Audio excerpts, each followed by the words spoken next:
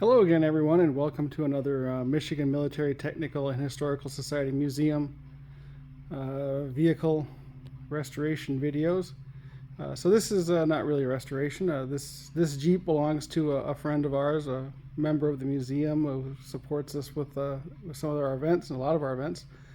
And it's in here in the shop today for some work.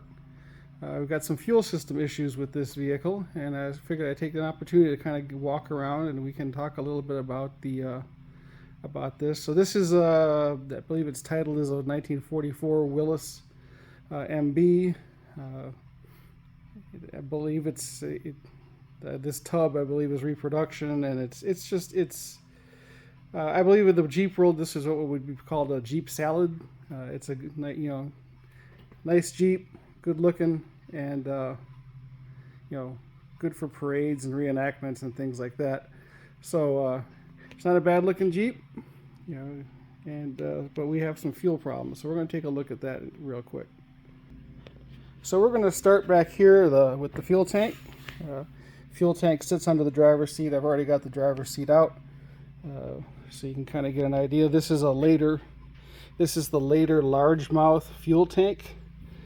And what we have here is the perils of owning a classic car and not driving it regularly, and also the perils of storing a vehicle in a non-climate controlled environment. So you can kind of see here where our problems start is here under the gas cap. So this, let me see if I can do this without. But you can kind of see this Jeep had about a half a tank of gas in it when it was put away, and then it sat for about 2 years without being driven. And here in Michigan, in a non-climate controlled setting, you get wild variations in temperature, and with the tank half full like this, you get condensation in it, which then leads to rust. I don't know if you can see it in here or not. We have a lot of rust laying on the bottom of the tank, and the fuel has got that wonderful varnish color. This light is not really helping, but here I think we got it here, maybe a little better. The fuel has got that lovely varnish color. It's you guys should be happy that you cannot smell this, that we don't have smell-o-vision here, but it's got, anybody who's dealt with rancid fuel can tell you what this smells like. So we got some,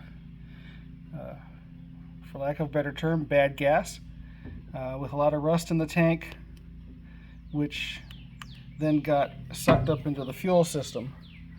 On the Jeep, the first stop in the fuel system is up here on the firewall. You have a fuel filter which lives here. We've already taken it apart, so we're going to walk over here to the bench real quick. So there's our fuel filter. There's the nut that goes in, holds it into the housing. You can see we got some rust residue down there at the bottom. And then this Jeep, whoever built it, put in a replacement fuel filter, a cartridge style filter.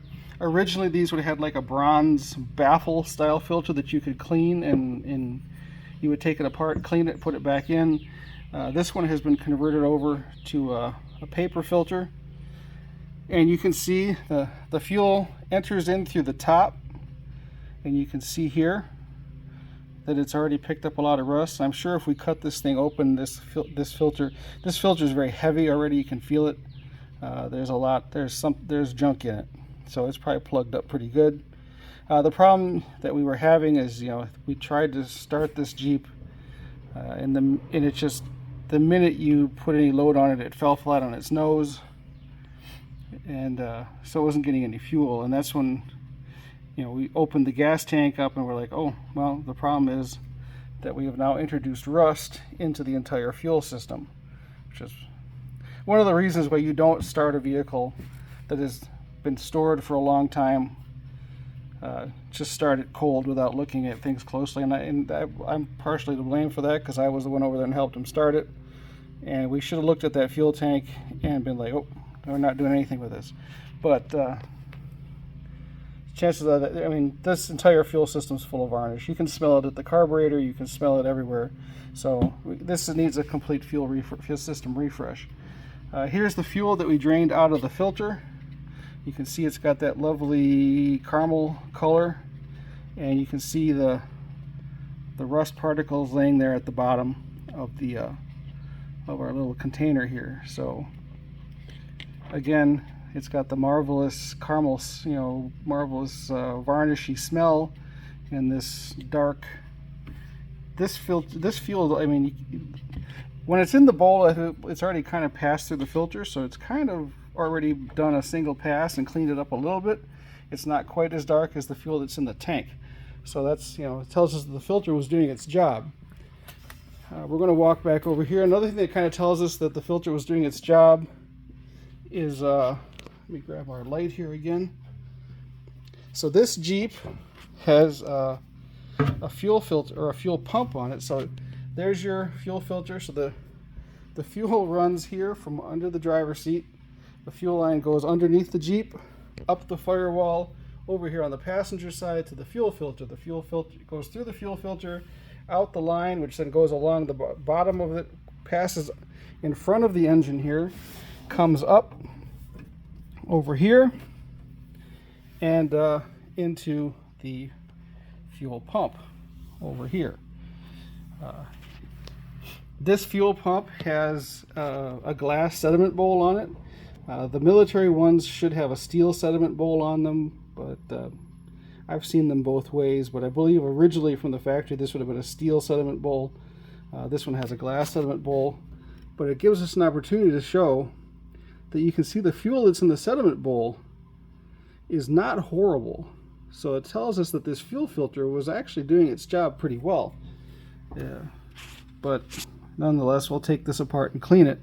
Whoever built this Jeep also put a fuel pressure regulator in off the mechanical pump. I do not know why you would do that. I'm assuming that this fuel pressure regulator might be clogged as well. We are going to eliminate the fuel pressure regulator and plumb the Jeep the way it's supposed to be plumbed. This Jeep also has a Solex carburetor on it, which would not be correct for a World War II Jeep. This is probably for like an M201. You see a lot of the Jeeps that end up running the Solexes because, in the 60s and 70s, they were fairly easy to get. We have a replacement OEM style carb on order. I do not have it here in my possession yet, but so this Solex will be leaving, and we will end up going with and we have the correct fuel line that comes right out, comes straight up, and goes into the Carter carburetor that's supposed to be here.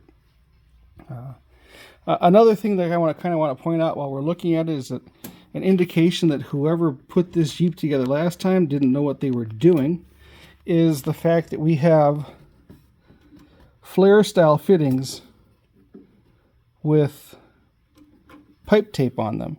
You never put pipe tape. See, on here we have a flare. Now what I think is interesting is on the PCV valve where you have no chance of any, here is where they don't put pipe tape, but this, but it's just sort of randomly applied. Pipe tape here, but a flare style fitting you would never put pipe tape on. You run the risk of getting it stuck in there, and you probably end up with a leak where you would normally not have a leak. So there's a couple things on this vehicle that, as I go through it, I'm finding, and I'm going to attempt to correct to the best of my ability without, inducing any tremendous cost on the owner, and try to make it a little bit more reliable and a little bit more accurate. So again, there's your Solex, your mechanical linkage. The smell of the varnishy fuel is pretty impressive, but so this is just kind of a couple things to look for if you have a vehicle that's been sitting for a long time. Open the gas tank. On the Jeep, it's obviously real simple, because we can look straight down into the gas tank, which, like if you had, if we tried to do that out there with the Duster or something of that nature, or the Cut V, you really don't have that ability. You can't just stare into the gas tank and go, holy crap, that looks terrible. Could do that on the Model T, but that's about, in the Jeep, that's about it. So just wanted to kind of give you a walkthrough as we start working on this, to show you what we, things to look for if you're dealing with a vehicle that's been sitting for a long time and you don't know how it's been stored. So I think that's where we're going to wrap up, because I do not have all the. I would show you the parts that we're going to use, but we don't have all the parts in hand yet. So I guess that's about where we're going to wrap this up at. So as we get through, maybe when we get done with this, we'll walk through it again and show some of the corrections that have been done and have it running correctly. So again, if you're in the Detroit metropolitan area, come stop by, visit us. The museum's in East Point, not far from the intersection of 696 and I-94. Our website is mimths at mimths.org. And if you want to support us, like and subscribe. Go to the museum, click on the donation, or on the website, click on the donation link. And so that's where we're going to wrap this one up for today. And we'll talk to you a little bit later. Bye.